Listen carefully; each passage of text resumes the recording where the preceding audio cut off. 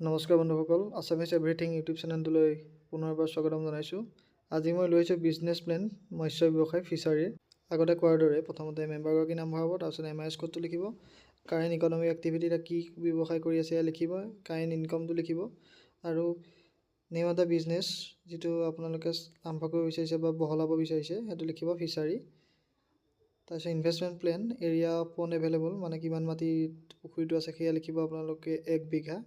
তাৰপিছত যিখিনি material unit বাই unit required total কষ্ট সেইখিনি মই এই ভিডিঅ'টো লাষ্টৰ ফালে এখন কাগজত ভালদৰে লিখি বুজাই আছোঁ, সেইমতে আপোনালোকে ফৰ্মখনত বহুৱাই দিলেও হ'ব বা নিজাববীয়াকৈ আপোনালোকে সেই কাগজখন চাই আপোনালোকে বহুৱাই ল'ব পাৰিব।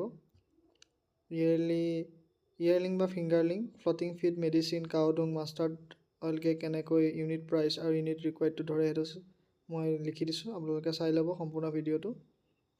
ফাণ্ড যিটো মুখ্যমন্ত্ৰী পাব সেইটো 10,000 টকা। চেল্ফ কণ্ট্ৰিবিউশ্যন আপোনালোকে যিটো টোটেল হ'ব তাৰ পৰা 10,000 মাইনাছ কৰি যিটো থাকিব সেইটো চেল্ফ কণ্ট্ৰিবিউশ্যনত লিখি দিব।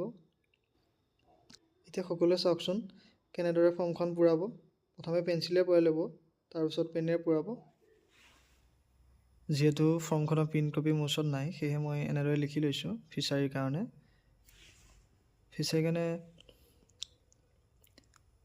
প্ৰথমে লিখিব লাগিব টাইপটো যিটো আছে সেইটো এৰিয়া ফণ্ডত আপোনালোকে 1 বিঘা লিখি ল'ব, বেছিও লিখিব পাৰে। তাৰপিছত আহিলে ৰ মেটেৰিয়েল প্ৰথমতে লিখিছোঁ ফিংগাৰলিং যিটো সৰু মাছৰ পোনা, এইটো হৈছে ইউনিট প্ৰাইচ, ইউনিট ৰিকুৱাৰ্ড আৰু এইটো টোটেল। মাছৰ পোনা 5 টকাকৈ যদি পাৰ হেড ধৰোঁ তেতিয়াহ'লে 500 মাছৰ কাৰণে মাছৰ পোনাৰ কাৰণে 2500 টকা ধৰি লৈছোঁ। যিটো ফ্লটিং ফিড তুঁহগুৰি বা আদি কৰি এইখিনি মাছৰ দানা কেজি 30 টকাকৈ ধৰি লৈছোঁ, 200 কেজি 6,000 টকা। মেডিচিন 5 টকাকৈ ধৰিছোঁ, 100টা মেডিচিন 500 টকা। কাউডুং এইটো দিছোঁ 8 টকাকৈ ধৰিছোঁ, 300 কেজি 2400 টকা। আৰু মাষ্টাৰ্ড অইল কেক যিটো খলিহৈ বুলি কয় এইটো 30 টকা কৈ ধৰিছোঁ, 100 কেজি 3,000 টকা, টোটেল 14,400 টকা। এতিয়া কথাটো হৈছে আমি মুখ্যমন্ত্ৰীৰ পৰা ফাণ্ড হিচাপে পালোঁ 10,000 টকা, নিজৰ চেল্ফ কণ্ট্ৰিবিউশ্যন হ'ল 4,400 টকা, টোটেল 14,440 টকা। এতিয়া মাছ বিক্ৰীলৈ আহিলোঁ, যিটো আমি ইনকম হিচাপে লৈছোঁ মাছ বিক্ৰী। আমি এক্সপেক্টেড প্ৰডাকশ্যন ধৰিছোঁ 300 কেজি, আপোনালোকে কম বেছিও ধৰিব পাৰে। 300 কেজি চেল প্ৰাইচটো 150 টকা হিচাপত যদি ধৰোঁ তেতিয়াহ'লে 45,000 টকা আমাৰ ইনকম হৈছে।